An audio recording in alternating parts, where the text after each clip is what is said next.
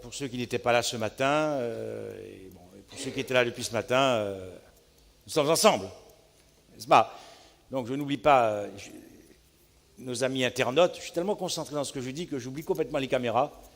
Je ne les vois même pas. Donc bonsoir, chers amis internautes. Et puis également nos auditeurs de radio Vie du Ciel. Voilà, j'ai baptisé la radio Vie Meilleure, la radio Vie du Ciel. Bien. Alors, nous allons engager donc la deuxième semaine. Alors, peut-être quelques petits points, parce que nous allons ce soir achever les aspects les aspects de la qui concernent la justice de Dieu. D'accord? Nous avons commencé mercredi soir.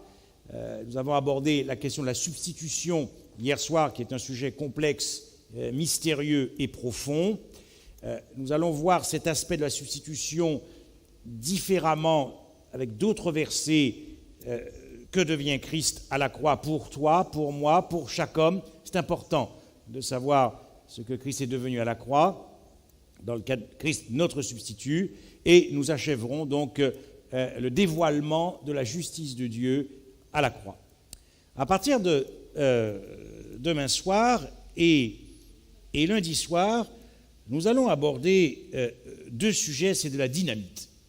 C'est de la dynamite, donc, tu es une nouvelle création et une nouvelle créature en Christ. Voilà. Je veux dire, c'est vraiment de la dynamite. Amenez vos amis, ceux qui peuvent se déplacer, parce que il faut savoir vraiment ce que nous sommes devenus, pas seulement en Christ dans sa mort, mais ce que nous sommes devenus, ce que nous étions en Christ dans sa vie. Car Dieu aussi a accompli en Christ une œuvre glorieuse dans la vie de Jésus. Et nous allons voir si cette vie nouvelle en Christ n'a pas aboli, effacé et ruiné la vie que nous avions dans le premier Adam. Autrement dit, tu as depuis 2000 ans une nouvelle identité. Et c'est extraordinaire. Ça, ce sera donc pour demain soir. Christ, homme, une nouvelle création. Nous continuerons avec la vie du Christ pour la race humaine, où nous allons passer essentiellement le temps à étudier le passage le plus compliqué dans Romains, mais qui est le sommet de l'épître aux Romains. C'est Romains 5, la comparaison des deux Adams.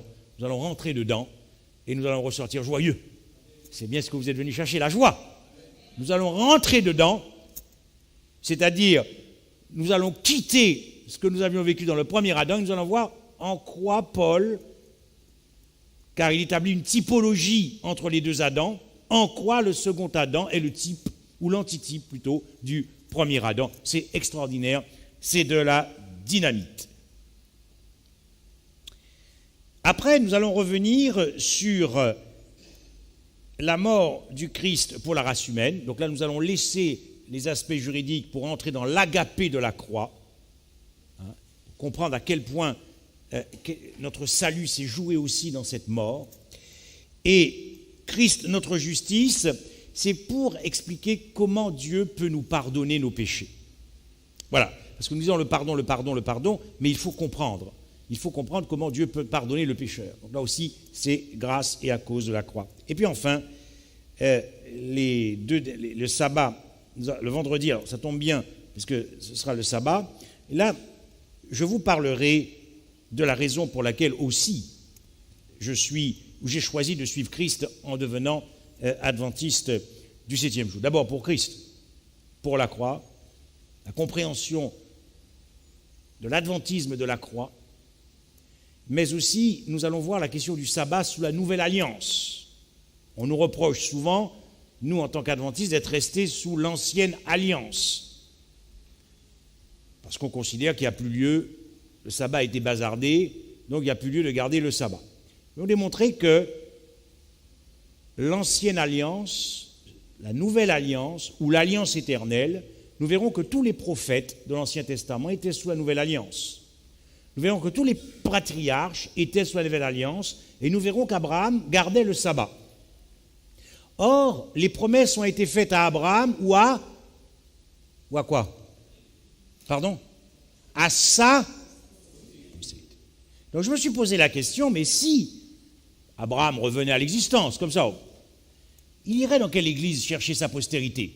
Vous le saurez à propos de la question du sabbat et également à propos de la question de l'état des morts. Toujours plaçons nos doctrines dans la croix, car nous verrons que Abraham non plus ne croyait pas en l'immortalité de l'âme. Donc, il irait forcément dans une église qui n'enseigne pas l'immortalité de l'âme, parce que pour être de la postérité d'Abraham, il faut avoir la foi d'Abraham. C'est-à-dire qu'il faut être loyal à la foi d'Abraham. Il faut être solidaire de la foi d'Abraham. Il faut partager la foi d'Abraham. Il faut prêcher le même évangile qu'Abraham. Tous, maintenant, nous nous disons chrétiens. Mais n'est pas de la postérité d'Abraham qui veut, parce que la promesse, elle a été faite à Abraham et à sa postérité. Si nous ne sommes pas de la postérité d'Abraham, nous pouvons croire en Christ, nous pouvons être dans une église qui professe Christ. Si tu n'es pas de la postérité d'Abraham, alors tu n'es pas héritier de la promesse. Selon ce qui est écrit, je bénirai ceux qui te béniront et je maudirai ceux qui te maudiront. Donc ça, c'est pour vous donner un petit avant-goût sur la question de l'état des morts, le sabbat, et nous finirons le dimanche par la mort maudite du Christ. Nous essaierons de finir par en quoi cette mort fut maudite. Alors, j'avais des questions, et j'avais regroupé les questions, et je voudrais m'excuser auprès de personne qui m'avait posé une question, et elle a cru que je ne voulais peut-être pas y répondre, que je voulais fuir à sa question, pas du tout. J'attendais de les regrouper. Elles ne sont pas longues. Et comme le sujet de ce soir ne sera pas très long, donc c'est bon. Alors voici ce qu'elle dit. En fait, c'est sa déclaration de foi qui m'a fait chaud au cœur. Personnellement, je sais que c'est pas seulement par la grâce que je serai sauvé, mais par la foi, croire en Jésus, et par l'obéissance au commandement. Alors, je comprends le zèle de cette dame, je suis formel. Et ici, il faut faire attention à la manière dont on présente cela, n'est-ce pas? Parce qu'il n'y a pas de justification par la loi. Quand on met « je suis sauvé par l'obéissance de la loi », on pourrait considérer qu'on cherche à être sauvé, à être justifié par l'obéissance de la loi. C'est trop tard, puisque nous avons vu que dès que nous venons à l'existence, elle nous trouve pécheurs. C'est pas, si je commets un crime et que je passe devant un tribunal, je ne vois pas comment le président du tribunal, en appliquant la loi, pourrait m'innocenter, parce que j'ai commis un crime. Mais lorsque nous sommes justifiés par, et nous verrons ça bientôt, par la justice du Christ qui nous couvre de sa justice parfaite, ce n'est pas pour désobéir. Ce n'est pas un permis de péché. Donc, nous sommes justifiés non pas par notre obéissance, mais nous avons été justifiés dans la vie du Christ, dans sa mort, pour obéir. Voilà. Donc ça, c'est ce que je voulais dire. Alors, salut, monsieur Frédéric. Étant prédicateur et avocat, est-ce que vous défendez tous les ex-meurtriers, voleurs? Bon, ce n'est pas vraiment le thème de la conférence. Je répondrai à cette question à propos justement de Christ, notre justice, et j'aurai l'occasion de prendre un exemple concret, et je pense que cela donnera l'explication. Je dois vous dire que Christ est mort pour les meurtriers, Christ est mort pour les voleurs, donc nous avons des choses à dire là-dessus. Très bien. Alors ensuite, quand Jésus monta au ciel, était-il Dieu ou homme? Bien. Quand il est descendu, n'est-ce pas, il était Dieu, et en tant qu'homme, il était 100% homme et 100% Dieu. Mais il y a quand même quelque chose, donc il est remonté naturellement, puisque la résurrection prouve qu'il était Dieu. Bien. Je voudrais quand même juste vous lire un passage que j'aime beaucoup dans le psaume, que vous connaissez peut-être, c'est le psaume 24. Lorsque Christ a quitté le ciel, il n'était qu'en la forme de Dieu. Donc, les êtres célestes ne voyaient que Dieu sur le trône. Il s'incarne, et la parole s'est faite chair, il meurt, il ressuscite, dans une humanité glorifiée qui sera celle qui nous attend quand il reviendra. Les anges n'avaient jamais vu un homme de toute éternité sur le trône de Dieu, c'est-à-dire de ta race. C'est notre race qui règne maintenant, amen, sur le trône de Dieu. C'est quand même extraordinaire. Les anges n'avaient vu, mais qui est-ce? Et c'est pour ça que dans le psaume 24, au verset 7, porte, élevez vos linteaux, élevez-vous, portes éternelles, que le roi de gloire fasse son entrée. Mais ils n'avaient jamais vu le roi de gloire, homme, de notre race, de la dernière race que Dieu a créée, la race divino-humaine. Porte, élevez vos linteaux, élevez-les, portes éternelles, que le roi de gloire fasse son entrée. Et voilà que les milliards d'êtres célestes posent cette question. Mais qui donc est ce roi de gloire? Il n'avait jamais vu un homme de ta race siéger. C'est pas beau, ça? Lucifer a voulu monter sur le trône de Dieu. Il te hait parce qu'il a compris tout ce que nous avons vu, tout ce qui s'est passé. Il ne pensait pas que Dieu se perdrait, s'abaisserait, deviendrait le dernier des criminels, pendu au bois, pour sauver des êtres comme nous, remplis d'ingratitude. Mais Dieu a cloué le bec de Satan, puisqu'il va te faire asseoir sur son trône. Ah. C'est bien ce qui est écrit. Hein. À celui qui vaincra, comme moi je le ferai asseoir sur mon trône. Et en plus, il écrit ça à la dernière église qui est plus que boiteuse, l'église de Laodicée. Et Paul le dit, hein, dans Éphésiens 2, verset 6, qui nous a ressuscités en lui et qui nous a fait asseoir avec lui. Voilà pourquoi Satan te hait et qu'il ne veut pas, qu'il veut que tu rejettes ce que Dieu a accompli pour toi. Donc j'espère, et puis il dira à Marie-Madeleine, ne me touche pas, car je ne suis pas monté vers mon Père, mais va dire à mes frères, de la même race que moi, la race divino-humaine, va dire à mes frères que je monte vers mon Père, vers votre Père. Donc oui, bien sûr que c'est Dieu, 100% Dieu et 100% homme, qu'il est monté s'asseoir sur le trône, à la droite de son Père. Une dernière question, je ne vais pas trop la développer parce que ce n'est pas le sujet. Si la Trinité est une seule et même personne. Non, la Trinité n'est pas une seule et même personne. Il y a un seul Dieu en trois personnes. Et peut-être que cette personne comprendra mieux maintenant sa question, comment Dieu peut-il s'accuser lui-même? Dieu ne peut pas ici s'accuser lui-même puisque c'est un plan de rédemption qui a été élaboré de toute éternité. De toute éternité. Mais dans ce plan de rédemption, Dieu n'a pas épargné son Fils et la colère est tombée sur toi à la croix en lui. Voilà. Donc je n'aime pas trop le terme « accuser » parce que ça voudrait dire qu'il récusait son plan de rédemption. Or, c'est le plan même qu'il a élaboré. Et dans ce plan, c'était Christ, la deuxième personne de la divinité, qui devait se sacrifier. Les trois personnes ayant joué un rôle dans le plan de la rédemption. Éphésiens 1, chapitre 1er, le raconte très bien. Alors, commençons ce soir. Que devient Christ à la croix pour chaque homme? Que devient-il en notre qualité de substitut? Nous avons vu hier soir que nous devons vraiment approfondir ces termes que nous utilisons très facilement. Christ a pris notre place. Et nous avons bien vu qu'il faut bien se dire, il prend la place de qui finalement? Il prend la place de qui? Il occupe la place de qui? Il a pris la place de qui? Car ta place a été prise devant Dieu. Est-ce qu'il prend notre place en se tenant devant Dieu à ta place, mais très éloigné de la condition du pécheur? Ou va-t-il prendre ta place, ce qu'on appelle la substitution identitaire ou réelle?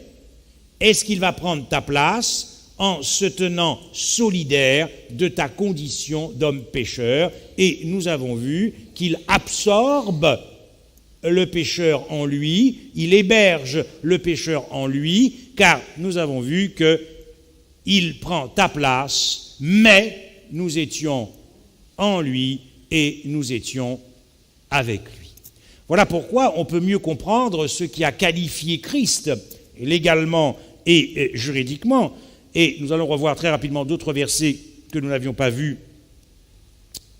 hier. J'aime beaucoup ce verset de Zacharie 13, verset 7. « Épée, lève-toi », c'est l'épée de la justice, « lève-toi sur mon pasteur et sur l'homme qui est mon compagnon, dit l'Éternel des armées, frappe le pasteur. » Le pasteur, c'est Christ ici. Frappe le pasteur. Donc, qu'est-ce qui va qualifier Christ pour entrer dans cette seconde mort? Qu'est-ce qui va le qualifier ou le disqualifier pour pouvoir être digne de faire cette expérience de la seconde mort? Nous avons vu qu'il a été enlevé par l'angoisse et le châtiment, c'est-à-dire qu'il a été enlevé par l'angoisse et le jugement. Il est donc indispensable de comprendre comment Dieu a amené son Fils à satisfaire les exigences de sa loi. Jésus avait, avant de venir, je continue, nous avons vu, parce que c'est important de revoir ces versets rapidement, dans la loi de Moïse, tu ne feras point mourir l'innocent et le juste.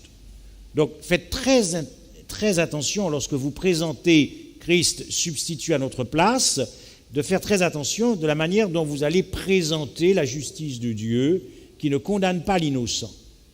Dieu ne condamne que le... Pardon, excusez-moi. Dieu ne condamne... Je ne sais pas si on peut éteindre le... Non, ça va. Pour éviter que... Okay. Nous avons... Merci ma sœur. Nous avons dans Deutéronome 25, verset 1, lorsque deux hommes ayant entre eux une querelle se présenteront en justice pour être jugés, on absoudra l'innocent et l'on condamnera le coupable. Donc, il faut placer ces versets à la croix. Proverbe 17, verset 15, pour bien montrer quand même que Dieu n'a pas été lui-même en abomination dans le plan de rédemption.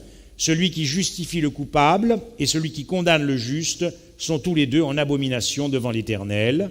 Ésaïe 5, verset 20, ce sont les prophètes. Malheur à ceux qui ont de la bravoure pour boire du vin et de la vaillance pour mêler des liqueurs fortes, qui justifient le coupable pour un présent et enlèvent aux innocents leurs droits. Christ, le juste, son droit de vivre lui a été ôté. Donc, nous devons répondre à toutes ces questions. C'est l'âme qui pêche qui mourra. Nous avons vu que dans sa vie, Christ n'a jamais péché. Donc, comment est-il digne de mourir quand bien même il meurt à ta place? En tant que substitut, la loi exige que c'est le pécheur, et rien que le pécheur, et que le pécheur, qui doit mourir. Jérémie 31, verset 30. Chacun mourra pour sa propre iniquité. Alors,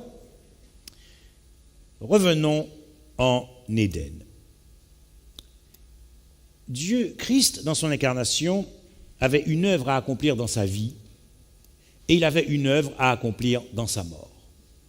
Et je crois que si nous ne distinguons pas l'œuvre glorieuse qu'il doit accomplir dans sa vie et l'œuvre glorieuse qu'il doit accomplir à la croix, nous ne pourrons pas approfondir à quel point Dieu est à aimer en devenant ce qu'il est devenu à la croix, parce qu'il doit accomplir une œuvre précise dans sa mort. Autrement dit, pour comprendre ce que Christ est devenu à la croix, et ne pas nous tromper bibliquement et théologiquement sur ce qu'il est devenu à la croix, nous devons comprendre ce qu'il a accompli à la croix. Et lorsque nous comprendrons ce qu'il a accompli à la croix, nous comprendrons mieux ce qu'il est devenu à la croix. Autrement dit, et pour comprendre ce que Christ a accompli à la croix, nous devons comprendre à quel moment cette parole de loi fut accomplie. Dans Genèse 2, verset 17. « Mais tu ne mangeras pas de l'arbre de la connaissance du bien et du mal, car le jour où tu en mangeras, tu mourras certainement. » Bien. Donc, ici, c'est la clé. C'est la clé pour comprendre ce que Christ va devenir à la croix, car cette loi, cette parole de malédiction, cette promesse de malédiction pour le jour où Adam mangerait du fruit, cette parole ne s'est pas accomplie dans le premier Adam, mais elle s'est accomplie à la croix dans le second Adam. Alors, tu mourras. Tu mourras pour 3 raisons lorsqu'il s'adresse à Adam. La première raison, c'est parce que en péchant, Adam va corrompre sa nature. Sa nature va devenir celle qui nous a léguée, à vous et à moi, cette nature pécheresse. Mais comme Dieu, de toute éternité, avait prévu un plan de rédemption, c'est-à-dire de restaurer les choses telles qu'elles furent à l'origine, avec de nouveaux cieux et une nouvelle terre, il faut donc liquider cette nature déchue pour que les héritiers du royaume puissent être revêtus de cette nature dont ils ont été dépossédés, une nature glorifiée. Donc, à partir du moment où le projet initial de Dieu doit être restauré, sous les cieux et la nouvelle terre, il n'y aura plus de nature déchue, il n'y aura qu'une nature glorifiée. Bien, donc c'est pour ça que tu mourras. Tu mourras parce que lorsque Adam va manger de ce fruit, le péché va être introduit dans le monde. Mais comme Dieu a l'intention de restaurer et de purifier son univers, parce que tant qu'il y a une planète dans l'univers où les hommes continuent de pécher, Dieu n'est pas heureux et Dieu continue de souffrir. Donc le péché ne pourra pas subsister lors du renouvellement des cieux et de la terre. Donc c'est la raison pour laquelle tu mourras. Et puis enfin, le pécheur qui est devenu Adam devra mourir parce que si Adam ne meurt pas, et c'est pour ça que l'arbre de la connaissance, l'arbre de vie a été préservé par un ange, parce qu'il n'était pas question que l'âme devienne immortelle, c'est-à-dire que le péché devienne immortel dans l'homme. Voilà. D'ailleurs, Ésaïe dit très clairement, « Voici, le jour de l'Éternel arrive, jour cruel, jour de colère et d'ardente fureur, qui réduira la terre en solitude et en exterminera les pécheurs. » Ici, je fais une petite parenthèse parce que j'entends souvent qu'on dise que Dieu est le péché et il aime le pécheur. C'est vrai.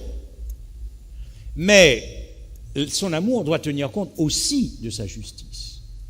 Or, la loi condamne le pécheur. Dieu aime le pécheur, mais c'est sa loi qui condamne le pécheur. Donc, il faut aussi que le pécheur périsse. D'ailleurs, c'est bien ce qui va se passer après le millénium. Tous ceux qui n'auront pas cru en Christ périront pour toujours. Mais en réalité, c'est une grâce que Dieu leur fait, parce qu'ils n'auraient pas pu supporter la vie du ciel. Ils n'auraient pas pu supporter la vie du ciel. Et comme il n'y a pas de dépressif dans le ciel, comme il n'y a pas de pharmacie dans le ciel, comme il n'y a pas de psychiatre dans le ciel, comme il n'y a pas de psychologue dans le ciel, donc c'est une grâce qu'il aurait fait, parce qu'il souffrirait de vivre en la présence des saints. Donc ce n'est pas un Dieu méchant, là. C'est encore un Dieu qui tient compte simplement de la liberté des méchants qui ont décidé que la vie du ciel, ça ne les intéresse pas. Que vivre une vie sainte et sanctifiée, ça ne les intéresse pas. D'ailleurs, il le dit, certains même vous diront, et ils prophétisent pour eux-mêmes sans le savoir, qu'ils s'ennuieraient. J'ai déjà entendu ça. Bien. Alors, considérons maintenant ceci. Est-ce que notre humanité pécheresse est l'œuvre de Dieu ou l'œuvre du diable? C'est naturellement l'œuvre du diable. Et l'Éternel Dieu dit, mais qui t'a appris que tu étais nu? Ce n'est pas comme ça que je t'avais créé. Je t'avais créé dans une nature parfaite, qui était dominée par mon caractère. Et maintenant, je vois que ta nature est dominée par la loi du péché. Mais donc, qui t'a appris? Qui t'a appris à pécher? Qui t'a appris que tu étais nu? Donc, il y a ici une modification originelle de la nature d'Adam. Cela ne pouvait pas être l'œuvre de Dieu, car Dieu a créé l'homme parfait. Et la souffrance de Dieu ici est insondable. Elle est insondable. D'ailleurs, il est dit dans Genèse 2,25, l'homme et sa femme étaient tous deux nus, et ils n'en avaient point honte parce qu'ils étaient revêtus de la lumière, de la gloire de Dieu. Mais lorsqu'ils ont péché, cette nature s'est corrompue, cette lumière qui leur servait de vêtement a disparu, les yeux de l'un et de l'autre s'ouvrirent, ils connurent qu'ils étaient nus, et ayant cousu, etc. Donc nous voyons bien que cette humanité déchue est l'œuvre du diable. Bien. Est-ce que le péché, c'est l'œuvre de Dieu ou l'œuvre du diable? C'est l'œuvre du diable. La Bible écrit dans 1 Jean 3, quiconque pêche transgresse la loi, et le péché est la transgression de la loi. C'est bien parce que le péché est l'œuvre du diable que Dieu nous a donné sa loi pour permettre d'avoir connaissance du péché, car c'est par la loi que vient la connaissance du péché, nous dira Paul dans Romains 3, verset 20, de façon à bien identifier que le péché est une œuvre du diable. Mais la loi, elle, c'est l'œuvre de Dieu. Bien. S'agissant du pécheur maintenant, est-ce que c'est une œuvre du diable ou est-ce que c'est une œuvre de Dieu ? Vous avez pour père le diable. Alors, il disait ça dans le contexte très particulier de sa conversation avec les Juifs, mais je dirais que, avant de connaître Christ, en tant que pécheurs, nous avions tous pour père celui qui nous a appris à pécher. C'est certainement pas Dieu qui a appris, au contraire. Il voulait préserver Adam et Ève non pas de la connaissance intellectuelle du péché, puisque Mme White nous dit que les anges ont enseigné Adam et Ève sur le conflit cosmique, sur cet ange qui était déchu, n'est-ce pas? Adam n'était pas, comment dirais-je, ignorant, parce que si Adam avait été ignorant des enjeux du conflit cosmique autour de cet arbre de la connaissance du bien et du mal, on aurait pu se demander dans quelle mesure Dieu n'aurait pas participé, n'est-ce pas, puisqu'il aurait laissé sa créature dans l'ignorance totale du conflit cosmique. Donc Adam et Ève avaient une connaissance intellectuelle de ce qui s'était passé dans le ciel, mais Adam et Ève n'avaient pas de connaissance expérimentale du péché. Donc c'est ainsi que nous avions pour père le diable. C'est terrible ça. Car le péché ne nous relie jamais à Dieu, mais le relie. Donc il y avait une espèce de paternité, de solidarité. Lucifer avait affirmé sa paternité sur la race humaine. Donc nous avons ici défini les trois œuvres du diable. Nature déchue, péché et pécheur, ce sont les œuvres du diable. Et là, c'est de la dynamite maintenant, car Christ a paru, nous dira Jean. Celui qui pêche est du diable, donc le pécheur est du diable, œuvre du diable, car le diable pêche dès le commencement, et le Fils de Dieu a paru afin de détruire les œuvres du diable. Est-ce que quelqu'un dans la salle peut me répéter quelles sont les œuvres du diable? 1. Nature déchue. 2 et 3, pécheur. Pécheur.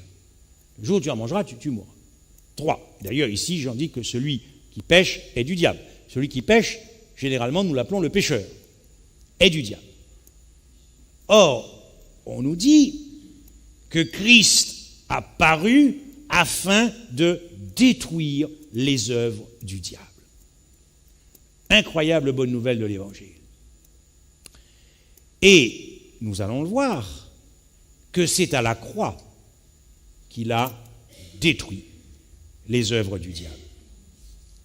Le mot grec pour détruire est fort, dissoudre, faire disparaître, annuler, renverser, déclarer illégal, priver d'autorité, faire disparaître. Christ est venu sur cette terre pour faire disparaître les œuvres du diable. Alors, à la croix, à Golgotha, l'incroyable bonne nouvelle de l'Évangile, Christ est venu détruire notre ennemi, Satan, et de détruire tout ce qui nous empêcherait d'aller au ciel. Alors, observez bien ceci, car il a été crucifié à cause de sa faiblesse. Ici, c'est l'humanité dont veut parler Paul, mais ce n'est pas à cause de ses infirmités physiques qu'il a été crucifié. Ce n'est certainement pas à cause de la faim, la soif, la fatigue ou le vieillissement. Parce que le mot ici, grec pour faiblesse, a deux sens. Il vise ce dont je viens de faire état, les infirmités, etc., physiques, mais aussi à un autre sens qui vise la déchéance de notre humanité. Voilà pourquoi Christ devait nécessairement prendre à l'incarnation notre humanité déchue, parce que précisément, il doit détruire cette œuvre du diable à la croix. Si Christ n'avait pas pris notre humanité déchue, comment aurait-il donc pu détruire cette œuvre du diable? Car tant que Christ n'a pas détruit cette œuvre du diable, il ne peut pas te revêtir d'une humanité glorifiée. Il doit d'abord liquider cette nature pécheresse avant de pouvoir légalement te revêtir à son retour d'une humanité glorifiée.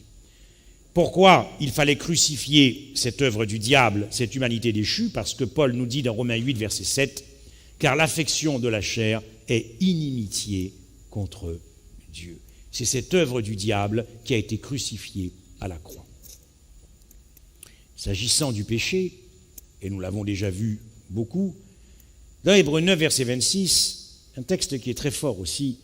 Autrement, il aurait fallu qu'il eût souffert plusieurs fois depuis la création du monde, tandis que maintenant, à la fin des siècles, il a paru une seule fois pour abolir le péché par son sacrifice. Donc nous voyons ici qu'il détruit cette œuvre du diable, le péché. C'est un texte qui est difficile parce que cela s'est passé par le corps du Christ et dans le corps du Christ. Je reviendrai tout à l'heure sur ce texte. Mais je me suis fait cette réflexion. Il ne faudrait pas jeter, j'allais dire, toute la responsabilité sur le péché, parce que le péché ne peut pas venir à l'existence tout seul. Le péché ne peut exister que par la volonté d'une créature. Le péché ne tombe pas du ciel comme ça. Nous sommes d'accord. S'il n'y a pas de pécheur, il n'y a pas de péché. Bien. Donc comment Dieu peut-il faire disparaître le péché s'il ne fait pas disparaître les pécheurs? Parce que tant que le pécheur existe, le péché continuera. Or, Paul dit qu'il a fait abolir le péché par son sacrifice. Mais nous voyons que c'est bien une œuvre qui a été détruite à Golgotha, puisque c'est par son sacrifice qu'il a ôté le péché, par son sacrifice. Le mot abolir est très fort. D'ailleurs, Paul dira également, car chose impossible à la loi parce que la chair la rendait sans force, Dieu a condamné le péché dans la chair. Dieu avait déjà vaincu le péché dans sa vie, mais là il va le condamner, il va détruire dans le sens, donc abolir, de Hébreux 9, verset 26. Et Paul dira également que le corps du péché fut détruit. Donc cette œuvre du diable a été détruite à Golgotha. Nous avons vu que la troisième œuvre, qui est une œuvre du diable, c'est le pécheur. Car Jean dit, quiconque pêche est du diable. Et alors, est-ce que Christ a détruit cette œuvre du diable à la croix? Que dit l'Écriture? Et moi, ça c'est un texte très fort, quand j'aurai été élevé à la croix, c'est Jésus qui parle, j'attirerai tous les hommes à moi. Vous voyez, ce qui est extrêmement fort ici, c'est que Jésus aussi sépare et unit. Parce que là, il est en train d'unir sur ce qui s'est passé à Golgotha. Il est en train d'unir les pécheurs et lui-même. Il les unit à la croix, puisqu'il dit « j'attirerai ». Mais les hommes, c'est qui? Surtout que là, on est à la croix, là. Il s'agit de détruire les œuvres du diable. Hein. Christ a apparu pour ôter, détruire les œuvres du diable. Donc les hommes ici, quand Christ parle des hommes, j'attirerai, et en plus, il explique ce qu'il faut comprendre, c'est-à-dire qu'il va les attirer en jugement de condamnation. Puisqu'il dit, il indique ainsi de quelle mort il devait mourir. Ici, c'est très intéressant parce que à la fin, il sépare de quelle mort lui, il devait mourir, d'accord? Et il sépare Christ et le pécheur, Christ et les hommes, et dans le même verset, il les unit, puisqu'il dit « j'attirerai tous les hommes à moi ». En attirant donc tous les hommes à lui, en attirant tous les pécheurs à lui, en lui, il atteint l'œuvre du diable. Et il détruit les œuvres du diable à la croix. Ce texte est particulièrement fort parce que j'ai inversé, parce que c'est plus intéressant de commencer par le verset 32 pour mieux comprendre le verset 31. Mais maintenant a lieu. Voilà. Autrement dit, la fin du monde, ce jugement eschatologique final a déjà eu lieu à la croix. Et c'est extraordinaire. Car Dieu a préféré faire périr la race humaine dans le corps du Christ, plutôt que de périr séparément du corps du Christ.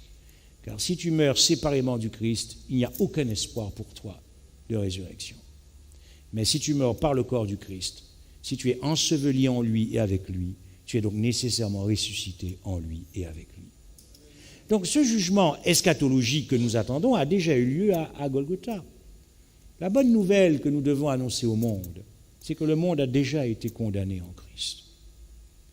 Parce que lorsqu'il est dit que maintenant a lieu le jugement de ce monde et que le prince de ce monde sera jeté dehors, oui, parce qu'à la croix, Satan a perdu tous ses sujets, puisque tous ces sujets qui sont les pécheurs n'existent plus en Christ. Défaite totale de Satan à la croix. Il faut comprendre pourquoi il essaie de lui faire dire redescends, essaie de redescendre, essaie de te sauver toi-même. Tu as sauvé les autres, tu ne peux pas te sauver. Quelle tentation inouïe pour Christ. Parce que c'est dans la perdition du Christ que le péché est aboli, que la nature pécheresse disparaît et que les pécheurs disparaissent aux yeux de Dieu, parce que cette parole qui a été prononcée en Éden, le jour où tu en mangeras, c'est-à-dire toute la race humaine en Adam, tous les hommes en Adam, doivent disparaître. Et ce jugement a eu lieu à Golgotha. Autrement dit, ce que Christ est devenu à la croix, c'est le monde en rébellion contre Dieu. Voici ce que Christ est devenu à la croix. Il est devenu le monde en rébellion contre Dieu, car il est écrit, le jugement de ce monde a eu lieu, mais c'est Christ que je vois crucifié. Est-ce que vous imaginez ce qui s'est passé dans la tête du Christ ? Est-ce que vous imaginez ce qui s'est passé dans son cœur ? Parce que lorsqu'il se perd comme ça, il sait que pour beaucoup d'hommes, c'est un sacrifice en pure perte. L'amour qui se sacrifie en pure perte.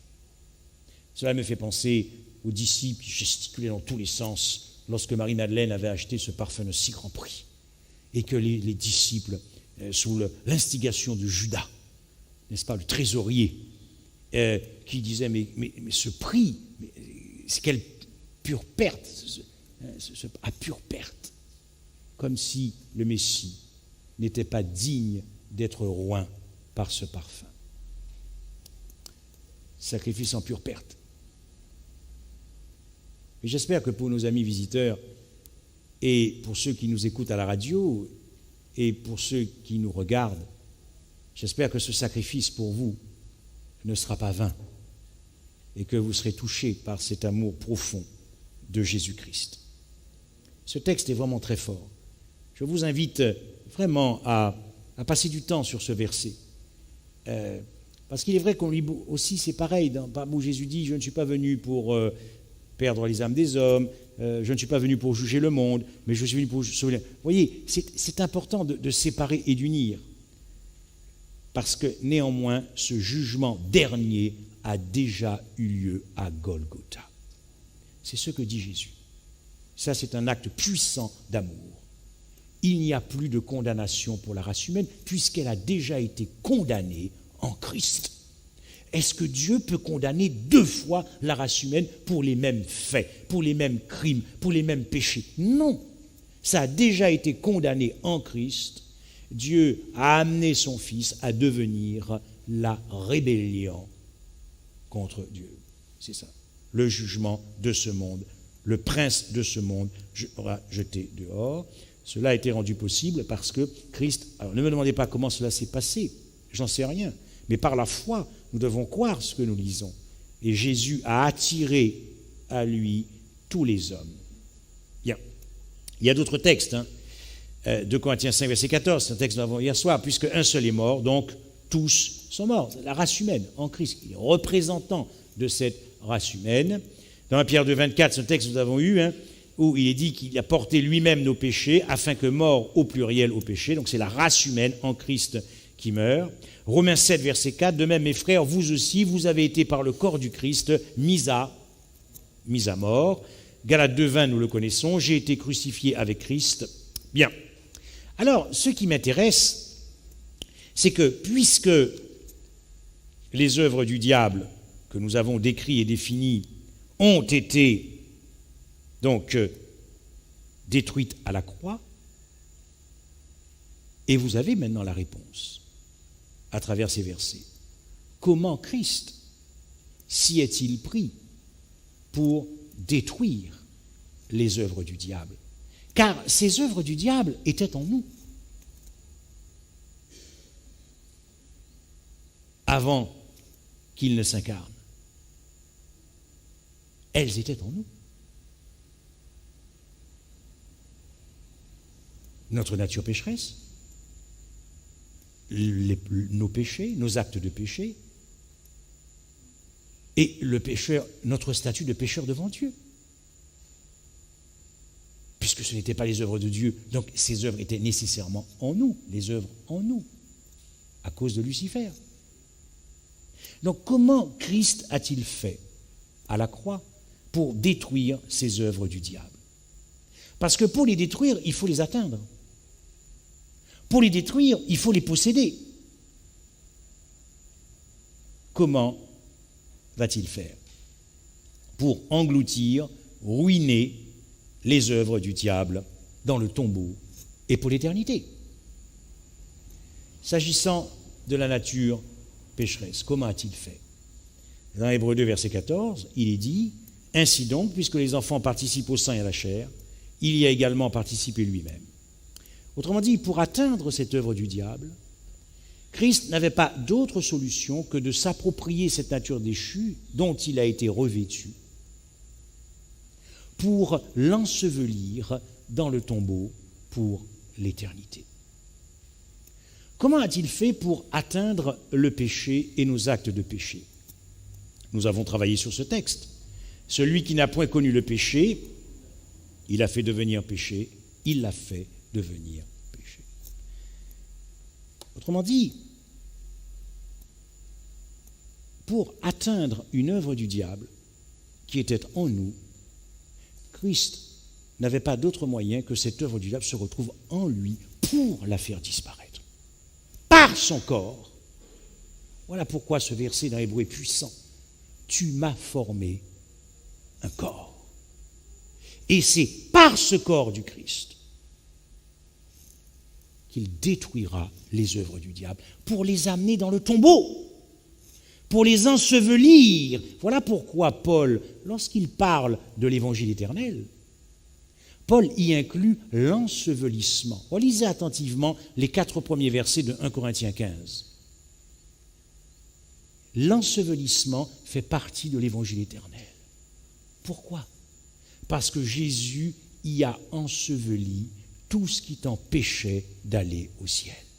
Amen. Dieu a enseveli en Christ, dans le tombeau, tout ce qui nous condamnait. Nature déchue, péché, pécheur. Nous avons donc vu, de quelle manière Christ a atteint la nature déchue, en la prenant sur lui. Nous avons vu de quelle manière il va atteindre et détruire le péché. Il fut fait péché. Ne me demandez pas comment Dieu s'y est pris, je n'en sais rien. C'est le mystère de la croix. Simplement, lui qui n'avait commis aucun péché fut fait péché. Alors, vous voyez où je veux en venir? Eh oui. Parce qu'il n'a jamais péché. Et là, nous entrons dans la pure folie de Dieu. Déjà, fait pécher, c'est de la folie.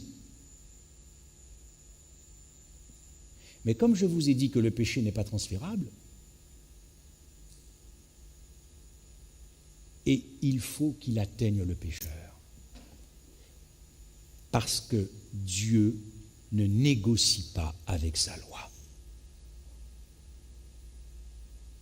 Voilà pourquoi Satan a crié victoire en Éden. Parce qu'il avait bien compris que l'homme ne pouvait pas vivre, puisque Lucifer avait été chassé du ciel. Lucifer a été chassé du ciel parce qu'il a péché. Lucifer a été chassé du ciel parce qu'il est devenu pécheur avec ses anges, les anges qui ont suivi Lucifer. Donc, lorsque Lucifer, Satan, a crié victoire, il s'est dit, moi j'ai été chassé du ciel et je vais mourir. Donc, si Dieu ne condamne pas le pécheur, qu'est-ce que Dieu est obligé de faire? De réintroduire. Il n'y a pas le choix. Mais, malgré toute l'intelligence de Lucifer, il ne savait pas à quel point Dieu allait aimer. Parce que Lucifer ne pouvait pas comprendre comment Dieu aurait pu faire pour ne pas condamner. Je veux dire par là, comment aurait-il fait pour laisser l'humanité subsister? Il ne s'attendait pas à ce que Christ incarne péché, pécheur, nature déchue, et que tout ça se passe par le corps du Christ. Madame White a une citation qui est extraordinaire. Lorsque Satan a commencé à comprendre ces sacrifices d'animaux qui se faisaient avec les patriarches, puis le sanctuaire, car ce sont des millions et des millions d'animaux qui ont été sacrifiés pendant 1500 ans. Madame White dit, dans le commentaire biblique adventiste, elle dit que Satan s'est acharné à faire tomber l'homme dans le péché tellement si bas que Christ n'aurait pas pu les porter, c'est-à-dire te porter. Car Dieu ne peut pas condamner le péché sans condamner le pécheur. Donc, revenons à notre question. Comment Christ s'y est-il pris pour faire disparaître le pécheur, alors qu'il n'est pas pécheur? Et là, nous concluons dans cette synthèse sur l'aspect de la justice de Dieu. Parce qu'il n'y a que le pécheur qui doit mourir. Et précisément, Christ est venu détruire le pécheur. Eh bien, Jésus l'a dit. Il a été reconnu comme quoi, dit le texte? Oui, malfaiteur, transgresseur de la loi comme pécheur. C'est ce que dit Jésus. Je ne déforme pas le texte. Le grec, vous avez des versions qui sont peut-être, ça c'est la version Louis II, vous avez d'autres versions qui sont peut-être plus proches du grec. Il a été compté, recensé, parmi anomos. Nous avons ici deux pasteurs ici qui savent très bien que anomos, ça veut dire violeur de la loi, transgresseur de la loi. Donc il a été reconnu pour pouvoir détruire les œuvres du diable. Et le prophète Ésaïe l'avait annoncé, qu'il a été mis au nombre des malfaiteurs. Et le mot hébreu là est très fort aussi pour violeur de la loi. C'est vraiment, j'ai plus en tête le mot là, mais ça signifie vraiment une rébellion absolue contre Dieu. Voilà, par amour pour toi, ce que Christ est devenu à la croix. Je veux dire que c'est un mystère. C'est un mystère. Mais il fallait que Christ atteigne l'œuvre du diable. Il fallait que Christ atteigne le pécheur. Donc Dieu a uni le pécheur et Christ à la croix. Dieu a pris l'œuvre du diable et l'a uni. Le pécheur se sont confondus. Forcément, Christ n'avait jamais péché. Il faut bien qu'il aille se confondre, qu'il aille se mêler. Voilà pourquoi j'ai dit que Christ a connu la réalité du pécheur dans ta personne. Dans ta personne qui était l'œuvre du diable. Ce n'était pas la sienne, il n'avait jamais péché. Je reprends cette pièce de monnaie dont j'ai parlé avec le pasteur ce midi, qui est valable pour son côté divin et son côté humain. Côté pile, il est divin. Côté face, il est humain. Mais à la croix, pour détruire les œuvres du diable, côté pile, il est innocent, mais côté face, il est coupable. Côté pile, il est 100% innocent, côté face, 100% coupable. Côté pile, il est non pécheur, côté face, il est pécheur parce que c'est toi. C'est toi qui es à la croix. Il devient toi. Il devient toi, il devient Frédéric Michel, il devient chaque homme, il devient la race humaine. Et la loi de Dieu applaudit. La loi de Dieu applaudit, car la loi de Dieu a été accomplie, elle s'est exécutée, les exigences de la loi, selon ce qui avait été dit, le jour où tu en mangeras, tu mourras. Dieu a donc, en détruisant les œuvres du diable en Christ, Dieu a aboli notre humanité pécheresse en Christ. Dieu a aboli le péché en Christ. Dieu a aboli, voilà pourquoi c'était la fin du monde. C'est la fin du monde. C'est exactement ce qui se passera pour ceux qui ont rejeté cette incroyable bonne nouvelle. C'est-à-dire que finalement, en rejetant Christ, vous rejetez votre position en Christ. Donc Dieu tiendra compte de ce que vous rejetez, cette position, et que vous ne croyez pas, et que vous ne voulez pas accepter d'avoir été condamné et enseveli, alors il faudra bien que vous fassiez seul, séparé du corps du Christ, cette seconde mort, c'est-à-dire celle que fera les méchants après le millénium, quand ils ressusciteront pour leur jugement.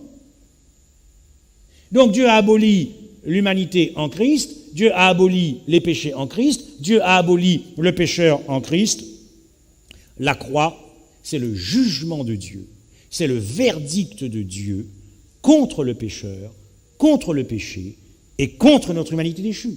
Voilà pourquoi Paul dira que tout ça a été détruit, le vieil homme, le corps du péché qui était le mien, qui est devenu celui du Christ, car Paul dit qu'afin que le corps du péché soit détruit, mais moi le seul corps que je vois à la croix, c'est le corps du Christ, c'était donc le mien, en lui, il a absorbé mon être.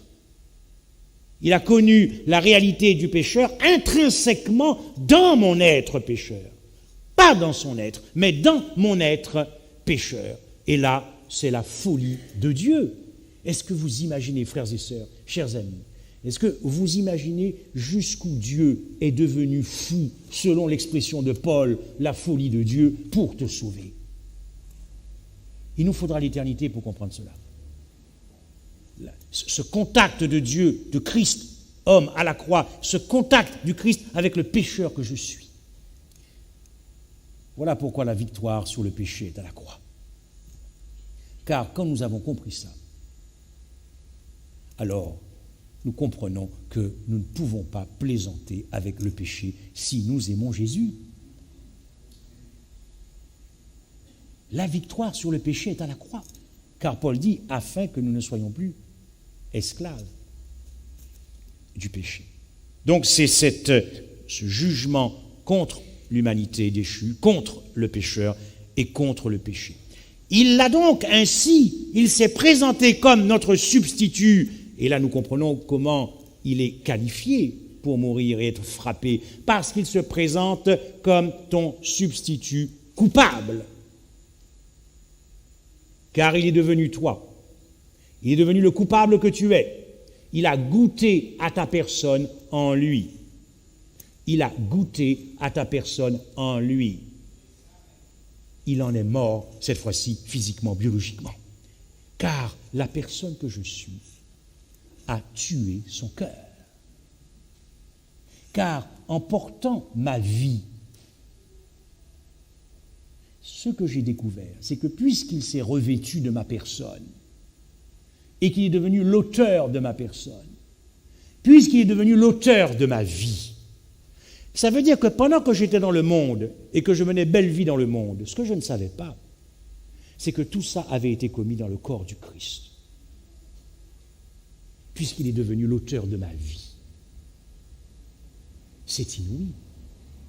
Voilà pourquoi Christ a fini le cœur du Christ, parce que cela lui était insupportable, parce que dans sa personne innocente, il ne peut pas supporter le contact du pécheur, ni du péché.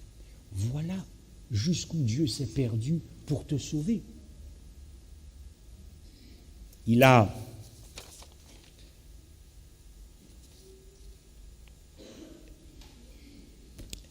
Il s'est installé dans la malédiction. Voilà ce que Christ est devenu à la croix. Il s'est installé dans le chaos parce qu'il t'aime. Il s'est installé dans le malheur parce qu'il t'aime. Il s'est installé dans la désolation parce qu'il t'aime. Il s'est installé dans le déshonneur.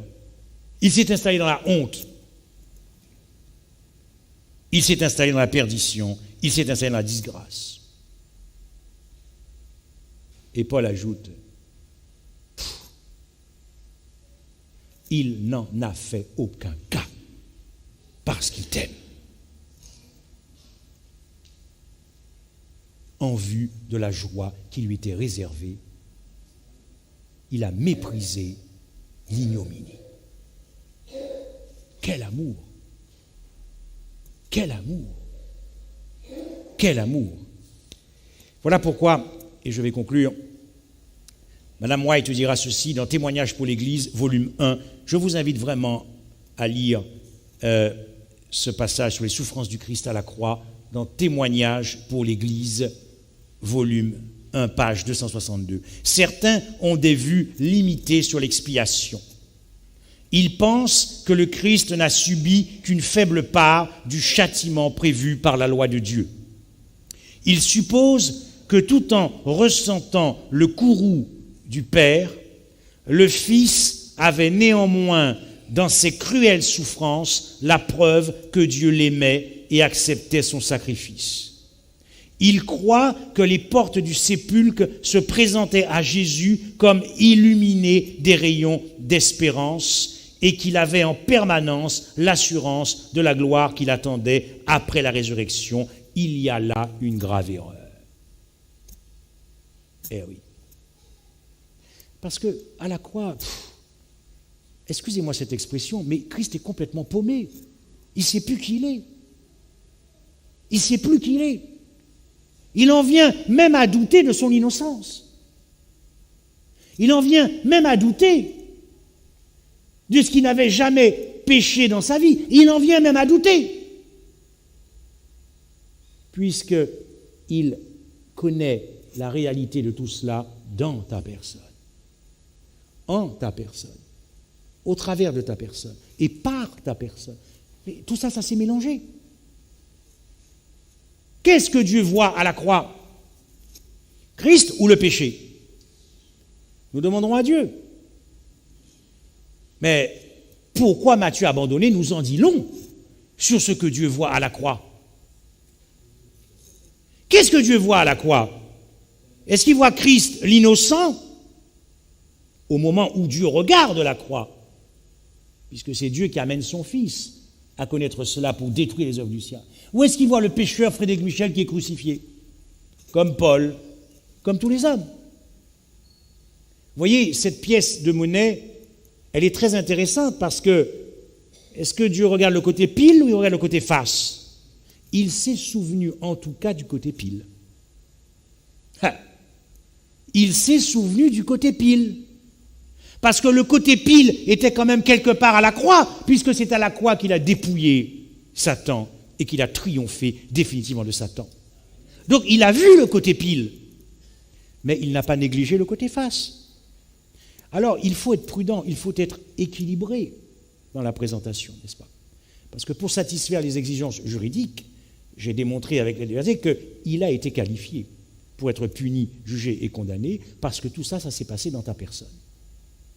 Mais Dieu voyait probablement les deux faces du Christ. Il voyait son Fils unique, cet homme qui avait vaincu le péché, qui n'avait jamais péché, Et il voyait le pécheur à la croix. Car Christ a attiré les violeurs à lui. Christ a attiré les fraudeurs à lui. Christ a attiré les voleurs à lui. Christ a attiré les meurtriers afin que tous les pécheurs, que tous les criminels qui ont existé sur la terre deviennent en lui justice de Dieu, de Corinthiens 5, verset 21, c'est-à-dire en condamnation de mort. C'est terrible, mes frères et sœurs.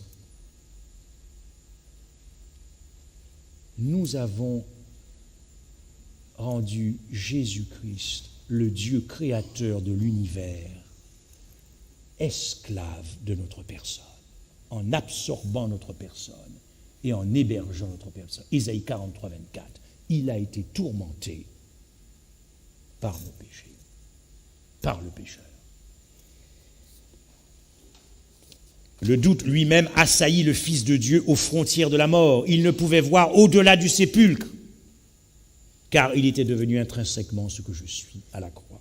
La lueur de l'espérance ne lui montrait plus sa sortie du tombeau en vainqueur et l'acceptation de son sacrifice par son Père. Oui, Christ était perdu, il ne savait plus qui il était devenu à la croix. Il était tenté de croire que le péché était une telle offense qu'il ne pourrait jamais reprendre sa qualité. Et toujours dans Témoignage, page 252, volume 1, il souffrait à ta place comme transgresseur de la loi divine, parce qu'il t'avait absorbé en lui. Christ saigna de ses mains pour expier les crimes que nous avons commis et que nous ne devrions jamais avoir commis. Il saigna de ses pieds pour expier les endroits où nous sommes allés que nous n'aurions jamais dû visiter.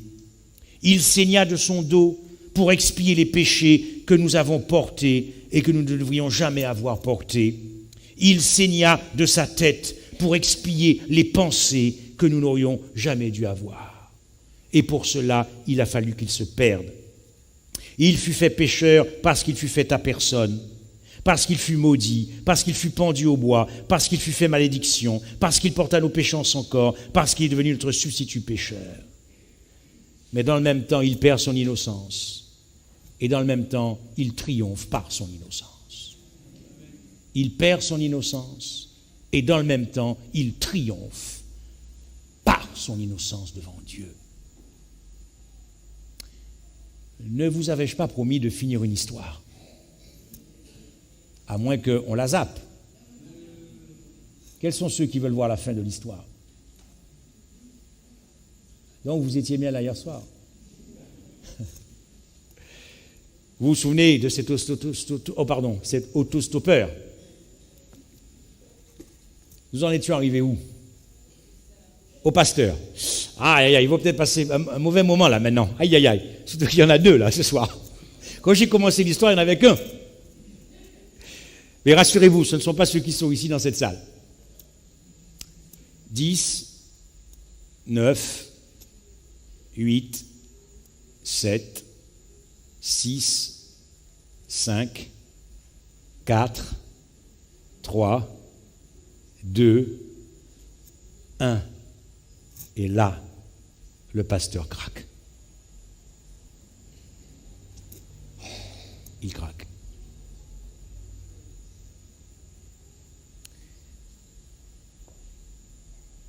Il a renié Dieu.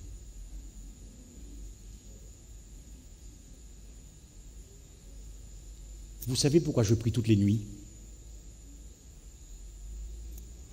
Pour ne pas renier Dieu. Car je sais ce que le péché a fait dans ma vie. Et je me méfie de mon cœur. Je me méfie de moi-même. Et j'écoute le conseil du Christ. Veillez et priez. Ne pensez pas que vous allez triompher si vous ne veillez pas et si vous ne priez pas. Si vous n'avez pas conscience du conflit cosmique et de ce qui nous attend. Je vous l'ai dit, la préparation, ce n'est pas pour être sauvé. Ça a déjà été réglé, tout est terminé. Ne t'inquiète pas pour ça. Mais prépare-toi pour défendre l'honneur de ton Christ. Parce que vous savez, lors de la dernière Sainte Seine, pendant qu'ils sont en train de se laver les pieds, pendant que Jésus est en train de laver les pieds de ses disciples, Jésus dit, mais il y en a un qui va me trahir. Imaginez qu'à votre prochaine scène, c'est un exemple, le pasteur 16 est là, et pendant que vous êtes en train de boire le jus de raisin, il a une inspiration. L'Esprit lui parle. Et le Saint-Esprit lui dit, tu vas dire à cette assemblée que vous êtes peut-être en train tous de boire du jus de raisin, mais il y en a la moitié qui vont me trahir. Je crois que le pasteur a peut-être quelques petits problèmes pour sortir de l'église. Je ne sais même pas s'il a le courage de dire cela. Mais moi, ce qui m'a frappé, c'est que ce n'est pas tout. C'est que, relisez Marc 14, c'est terrible.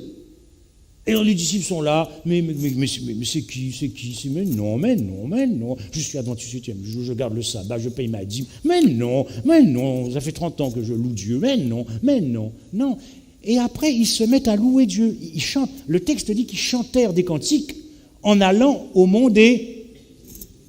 Et pendant qu'ils sont en train de chanter les cantiques, Jésus dit à Pierre, tu vas me trahir. Alors imaginez que pendant la Sainte Seine, on chante, toute l'assemblée chante, et le pasteur 16 dit, il y en a la moitié qui vont me trahir. En pleine louange. Mais quand vous lisez ça vous fait quoi dans votre vie personnelle? Moi, ça me parle, ça m'interpelle. Mais Jésus les avait prévenus. Jésus les dit, veillez et priez. Le problème, c'est que comme ils se sont endormis à Gethsémani, tous l'abandonnèrent. Voilà comment s'est terminée cette Sainte Seine. Et observez bien ceci, à quel moment tous l'abandonnèrent, quand Jésus dira, c'est ici votre heure ou la puissance des ténèbres. Mais en tant qu'adventistes du 7e jour, nous savons quand même que l'heure des ténèbres va bientôt nous tomber dessus et que ce sera encore la puissance des ténèbres. Nous le savons, ça. Alors, mes frères et sœurs, veillons et prions. Veillons et prions. Faisons maintenant le paquet, mettons le paquet sur Christ. C'est maintenant, chers amis visiteurs aussi, que vous devez mettre le paquet sur Christ en prenant position pour Christ. C'est maintenant qu'il faut prendre position pour Christ. Parce que dans mon histoire, cet autostoppeur, il a quand même tiré. Le problème, c'est qu'il n'avait pas mis de balle. Il voulait tester la foi de ce pasteur. Et il a regardé le pasteur et lui dit, mais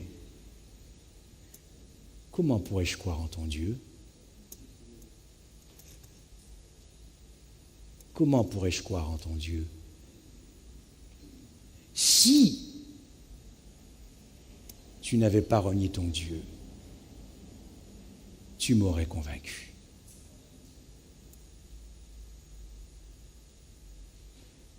Ce pasteur ne voulait pas perdre sa vie, n'était pas encore prêt. Amis visiteurs, vous aurez cette semaine sans doute un choix à faire. Et j'espère du fond de mon cœur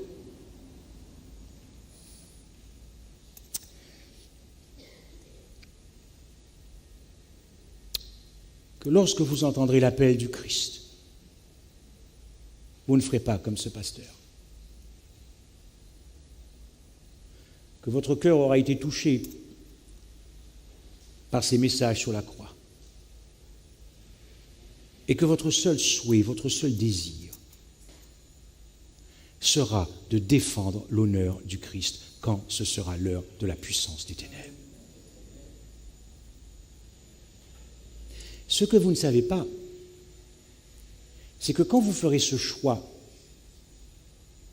de prendre position pour Christ et de faire alliance avec lui dans les eaux du baptême, vous ne savez pas déjà que Dieu va vous utiliser pour sauver votre famille, pour sauver vos amis, parce que Jésus compte sur toi pour défendre son honneur.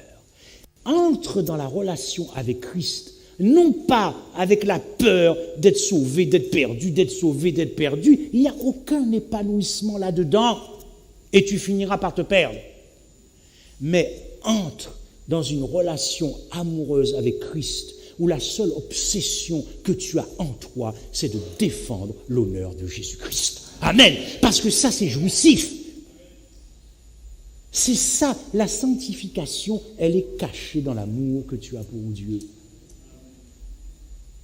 Mais c'est du béton, parce que ça, c'est la vraie motivation de la foi, parce que Dieu veut purifier la foi de Laodicée. Vêtements blancs, qu'y a-t-il donc à purifier? L'or, enfin non, le collyre, et quoi d'autre? Achète de moi de l'or, purifié. L'or, vous savez ce que c'est l'or? La foi mélangée. Pourquoi? Purifier. Notre foi est trop centrée sur nous-mêmes. Est-ce que je vais être sauvé? Est-ce que je vais être perdu? Est-ce que je vais sauver ma peau? Je ne veux pas perdre ma peau. J'accepte Christ parce que je ne veux pas sauver. Non. Non. Que ton choix soit une authentique réponse de ton cœur. C'est ce que Jésus désire dans l'univers. Parce qu'il compte sur toi aussi pour stabiliser l'univers pour l'éternité. Il compte sur toi pour clouer le bec de Satan et démontrer que le vrai bonheur, la vraie joie est en Jésus-Christ. Amen.